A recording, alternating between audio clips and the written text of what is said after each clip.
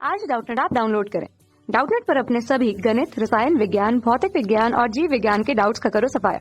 बस प्रश्न की फोटो खींचो, एक ही प्रश्न को क्रॉप करो और तुरंत वीडियो सोल्यूशन पाओ।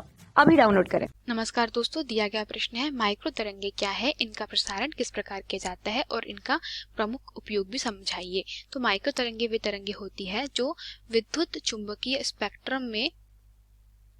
स्पेक्ट्रम के उस भाग में आती है जहां पर तरंग दैर्घ्य का जो मान होता है वो कितना होता है 10⁻³ से लेकर के 1 मीटर के मध्य में होता है। और यह किससे बनती है? यह एलसी सर्किटों से परिपथों के द्वारा निर्मित की जाती है। ठीक है, यह तरंगे उच्च आवृत्ति की होती है और जो पृथ्वी का जो वायुमंडल है अर्थात जो पृथ्वी का आयन मंडल है उसको क्या कर देती है? आयन मंडल को भी पार कर जाती है। चूंकि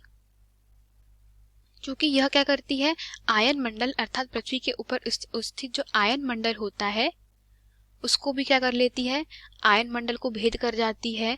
तो जब भी इसको क्या किया जाता है? प्रेषित किया जाता है, तो आयन मंडल के बाद जाने के पश्चात हमें कुछ ऐसी डिवाइस या चीजों का उपयोग करना होता है जो क्या करे, यहाँ से जो भेजी गई तरंगे हैं उनको वापस क्या करे, पृथ्वी तक के पहुंचा सके। तो हम लोग कह सकते हैं कि उपग्रह संचार व्यवस्था ऐसी व्यवस्था है जिसमें माइक्रो तरंगों का प्रेषण और संप्रेषण किया जाता है। ठीक है, और माइक्रो तरंगे जो होती है उनका उपयोग उपग्रह संचार में होता है।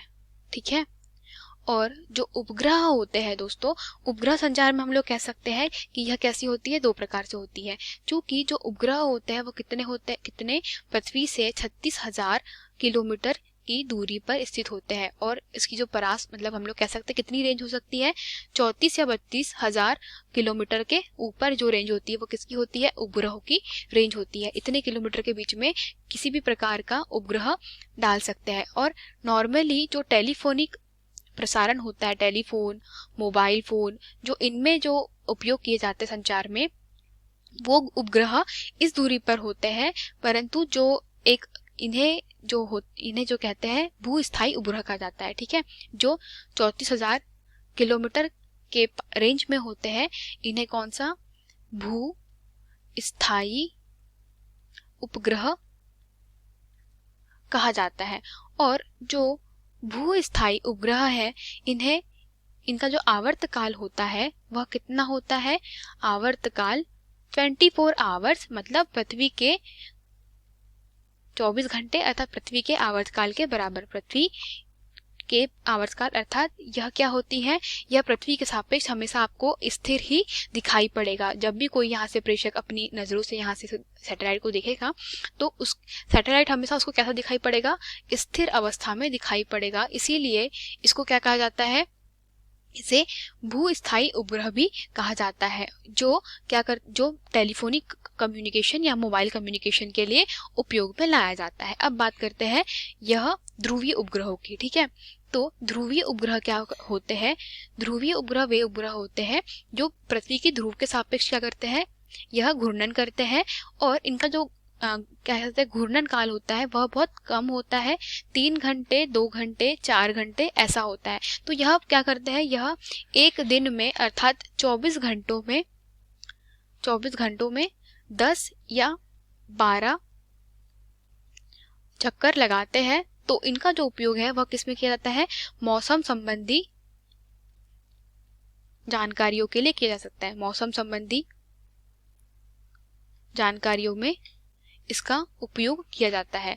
तो दोस्तों, माइक्रो तरंगों का यही मतलब प्रसारण है वो किस प्रकार किया जाता है? यह उपग्रह संचार व्यवस्था के द्वारा होता है। और इनका जो प्रमुख उपयोग है वह कहाँ किया जाता है? इनका प्रमुख जो उपयोग है वह संचार व्यवस्था में होता है। संचार व्यवस्था में। और आप अगर इससे जानते हैं कि जीपीएस जो सिस्टम होता है वह भी किसके द्वारा चलाया जाता है? यह भू उपग्रह संचार व्यवस्था में भी उपयोग किया जा सकता है। तो ठीक, हम लोग इसको लिख सकते हैं कि जीपीएस में भी उपयोग होता है। ठीक है, तो यही हमारे प्रश्न का उत्तर था दोस्तों। धन्यवाद। कक्षा 6वीं से 12वीं से लेकर नीट, IIT, JEE वो एडवांस के लेवल तक 1 करोड़ से ज्यादा छात्रों का भरोसा। आज ही डाउनलोड करें डाउटनेट ऐप या व्हाट्सएप करें अपने सारे डाउट्स 8400 400 400 पर।